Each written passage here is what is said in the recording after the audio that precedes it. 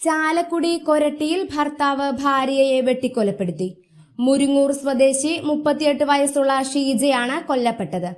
അക്രമം തടയാൻ ശ്രമിച്ച 2 മക്കൾക്കും വെട്ടേറ്റു. സംഭവത്തിന് ശേഷം പ്രതി കൊഴുപ്പുള്ളി ബിനു ഓടി രക്ഷപ്പെട്ടു. കൊരട്ടി ഖന്ന നഗറിലെ വീട്ടിൽ രാവിലെ 6ഓടെയായിരുന്നു സംഭവം. കുടുംബവഴക്കിനെ തുടർന്നാണ് കൊലപാതകമെന്നാണ് പ്രാഥമിക നിഗമനം. ബിനു ആക്രമിക്കുന്നത് തടയാൻ ശ്രമിക്കുന്നതിനിടെയാണ് 2 മക്കൾക്കും വെട്ടേറ്റത്. 11 വയസ്സുള്ള മകൻ അഭിനവ്, 5 വയസ്സുള്ള മകൾ അനുഗ്രഹ എന്നിവർക്കാണ് പരിക്കേറ്റത്.